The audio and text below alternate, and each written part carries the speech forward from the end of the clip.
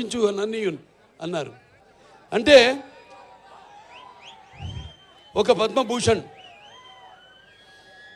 ఇక్కడ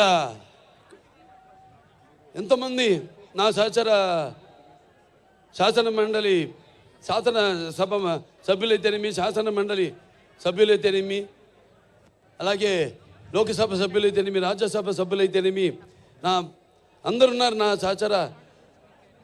అంటే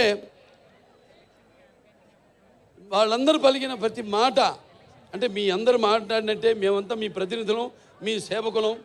రామరాజ్యంలో డైలాగ్ ఉంది, ముందు ప్రజల్ని సేవించడం అని, ఆ తర్వాతే రాజు అని. సో మీ అందరికీ ఒక్కొక్కరికి మీరు మాట్లాడిన భూషలు కావన్నాను, నా భూషణములు ఏవైతే ఉన్నాయో అవి ప్రతి ఒక్కరికి ఇక్కడ విచ్చేసిన ప్రతి ఒక్కరు కూడా ఈ స్టేజ్ మీదకి వచ్చి మాట్లాడినట్టుగా నేను భావించుకుంటూ, మరి ముందుగా నాకు ధన్యమైన జన్మనిచ్చి నన్ను మీ అందరి గుండెల్లో ఆ మహానుభావుడికి స్వరూపంగా నిలిపినందుకు, మరి దైవాంశ సంభూతుడు, విశ్వానికి విశ్వ నట రూపం ఎలా ఉంటుందో చూపించిన కారణ జన్ముడు, నా తండ్రి గురువు దైవమైన విశ్వవిఖ్యాత నట సార్వభౌమ పద్మశ్రీ డాక్టర్ నందమూరి తారక రామారావు గారికి ఈ సభాముఖంగా ఆయన్ని స్మరించుకుంటూ, వాగర్తో సంపర్తో వాగర్త పతిపతే జగతో పితరం ఉందే భారతీ పరమేశ్వరం అంటారు. అంటే శివ పార్వతులతో పోలుస్తారు.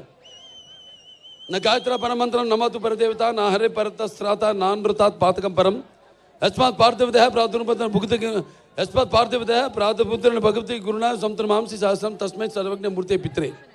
సో ముందుగా పుణ్య దంపతులకు వాళ్ళ బిడ్డగా నన్ను పుట్టించినందుకు ఆ భగవంతుడికి నాకు కృతజ్ఞతలు తెలియజేసుకుంటూ, మరి వాళ్ళ పద్మభూషణ్ చాలామంది అన్నారు చాలా ఆలస్యంగా ఇచ్చారు మీకు అని. నేనన్నా కాదు సరైన సమయంలోనే ఇచ్చారు. అంత దైవలిఖితం. ఏది జరిగినా నా జీవితాలు అన్నీ కూడా సంఘటనలు కూడా అలాగే జరిగినాయి. నేను అటు cancer hospital Basavataraka Indo American cancer hospital research institute chairman అయితేనేమి, లేకపోతే ఇటు ఒక శ్రీరామరాజ్యంలో రాముడిగా వేయడం ఏంటి, వేషం వేయడం ఏంటి, అలా ప్రతిదీ నా జీవితంలో ఎంతో సారూప్యం. నా నిజ జీవితంలో సంఘటనలకి నేను సినిమాలు చేసిన పాత్రలకి ఎంతో సారూప్యం అలా కలిసి వచ్చింది నాకు. నేనన్నా లేదు ఇదే సరైన సమయం, ఎందుకంటే నాన్నగారిదేమో శత జయంతి జరుపుకున్నాం, ఆ తర్వాత నాకు వచ్చింది. ఆ తర్వాత నేను 3వ ఎమ్మెల్యేగా ఎన్నికయ్యాను, ఆ తర్వాత నాకు వచ్చింది. ఆ తర్వాత Basavataraka Indo American cancer hospital research ఇన్స్టిట్యూట్కి చైర్మన్గా 15వ సంవత్సరాలకు అడుగుపెట్టాను మొన్న మార్చి నెలలో. ఆ తర్వాత నాకు వచ్చింది. అలాగే 4 సినిమాలు వరుసగా హిట్లో, అఖండ కానీ, లేకపోతే వీరసింహారెడ్డి కానివ్వండి, నెలకొండ భగవంత్ కేసరి కానివ్వండి, ఆ తర్వాత డాకు మహారాజు కానివ్వండి, 4 సినిమాలు హిట్ల తర్వాత, దాని తర్వాత 50 సంవత్సరాలుగా హీరోగా ప్రపంచంలో ఎవడు లేడు. 50 సంవత్సరాలు హీరోగా, మధ్యలో క్యారెక్టర్ ఆర్టిస్టుగా దారి మరణమో అలా జరిగిందేమో కానీ వాళ్ళ క్యారియర్లో 50 సంవత్సరాలు హీరోగా నాకు నిలబడటానికి శక్తినిచ్చిన నా తెలుగు జాతికి నా కృతజ్ఞతలు తెలియజేసుకుంటున్నాను. ఏదైనా ఇప్పుడు బాలకృష్ణ గురించి చాలా రకాలుగా మాట్లాడుకుంటారు. ఏం చూసి బాలకృష్ణకి అంత పొగరంటారు, నన్ను చూసుకునే నాకు పొదనైన పొగరంటాను. ఎవరిని చూసి అంత ధైర్యం అని అంటుంటారు నన్ను చూసి. అప్పుడు నేను అంటాను, బాబు నా ఏదైతే నిజ స్వరూపంతో అదే నన్ను ఉసిగొల్పే ఒక విప్లవంగా అడుగడుగునా నేను నడుస్తానని నేను చెప్తూ ఉంటాను. అలాగే నా రీతి ఏంటి, ఇతనికి అన్నీ తెలుసా అంటారు నన్ను చూసిన వాళ్ళందరూ. నన్ను నేను తెలుసుకునే కంటే పెద్ద విద్య లేదని ఒక సవాలుగా నిలబడతాను. నా మాట సూటిగా ఉంటుంది, నా బాట ముక్కు సూటిగా ఉంటుంది, నా వీక్షణం తీక్షణం దర్శనమిస్తుంది. అలాగే నా తీరు గంభీర్య ఒక గాంభీర్య రూపంగా వెలుగుతూ ఉంటుంది. నన్ను మీరందరూ ఒక సినిమా నటుడుగానే కాదు, నాకు తెలుసు. ఎందుకంటే నాలో ఉన్న ఒక మానవత్వం అయితేనేమి, నా వ్యక్తిత్వం అయితేనేమి, నాలో ఉన్న నీతి నిజాయితీ నిబద్ధత అయితేనేమి, లేకపోతే నాలో ఉన్న నిష్కల్మషం అయితేనేమి, వీటిలన్నిటితో ఇప్పుడే కాదు ఇంకా ముందు ముందు తరాలు కూడా నా అభిమానులు పుడుతూనే ఉంటారు. అంటే ఆత్మాభిమానమే నా చిరునామైనప్పుడు ఆత్మవిశ్వాసంతో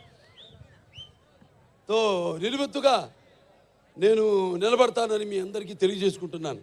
అదే మీరు హిందూపురం ప్రజలందరూ కూడా అవే చూపారు. మీరు కూడా ఆదరాభిమానాలు ఏదైతే నేను నాలో ఉన్న కోణాన్ని చెప్పాను, కోణాలన్నీ అలాగే మీరందరూ కూడా ఆ నీతి నిజాయితీ నిబద్ధత, ఆ నిష్కల్మషం, ఆ నా వ్యక్తిత్వాన్ని గౌరవించి ఆదరించి మీరందరూ కూడా మూడోసారి ఒక నటుడైనంత మాత్రాన ఎమ్మెల్యే అవ్వాలని లేదు. వరుసగా ఎంతోమంది వచ్చారు రాజకీయాల్లోకి, ఇవాళ నామరూపాలు లేకుండా పోయారు, అడ్రస్ లేకుండా పోయారు. కానీ ఇవాళ ఇక్కడ పనులు చేశాం కాబట్టి నన్ను గెలిపించారు. ఊరికేదో సినిమా యాక్టర్ లేకపోతే రామారావు అబ్బాయి అయినంత మాత్రాన పనులు చేయాలి. ఎంతో కొంత మనం సమాజానికి కూడా మన వంతు బాధ్యత ఉంది ప్రతి ఒక్కరి మీద. అందరూ కూడా మన వంతు మనం సంపాదించిందే కాదు, ప్రజలకి ఎంత మనం తిరిగి సమాజానికి ఇచ్చాం అన్నది చాలా ముఖ్యం. అప్పుడే మనం చరిత్రలో చిరస్థాయిగా నిలిచిపోతాం. నిలిచిపోవడం కోసం కాదు. ఎన్నో పాత్రలు చేశాను నేను, అద్భుతమైన పాత్రలు. నాన్నగారు కూడా చేయలేని పాత్రలు, చేయాలనుకున్నా చేయలేని పాత్రలు చేశాను. అందులో ముఖ్యంగా గౌతమిపుత్ర శాతకర్ణి సినిమా. ఆ సినిమా నాన్నగారు చేద్దామనుకున్నారు, కొన్ని అనివార్య కారణాల వల్ల చేయలేకపోయారు. ఆ సినిమాను నేను చేయడం తటస్థించింది. మరి ఇవాళ మనం ఉగాది జరుపుకుంటామంటే ఒక కాలమాన పట్టిక మన హిందువులకి మనం ఒక శకాన్ని ఏర్పరిచింది. ఆ శాలివాహన శకం ఆ గౌతమిపుత్ర శాతకర్ణి. అలాగే సారే జహాసే హిచ్చా, అలాగే సారే జహాసే హెచ్చా హిందూ సీతా హమారా, హమ్ బుల్బులే ఇస్కే ఏ గుల్ సీతా హమారా. ఇక్కడ ఒక సర్వమత సౌభ్రాతృత్వానికి, రక్తానికి జాతి లేదు, మాంసానికి మతం లేదు, చర్మానికి కులం లేదు అని చెప్పడానికి ఒక నిదర్శనం, ఒక ఆదర్శం మన హిందూపురం. ఇక్కడ అందరూ ముస్లిం మైనారిటీలు అయితేనేమి, హిందువులు అయితేనేమి, క్రైస్తవులు అయితేనేమి, అందరూ కూడా ఒక కుటుంబ సభ్యులుగా అందరూ కూడా ఇక్కడ సమాజ స్థాపనం చేసి ఇక్కడ అందరూ ఒక మంచి చల్లటి చక్కటి ప్రశాంతమైన వాతావరణంలో మనంతా ఉంటున్నాం.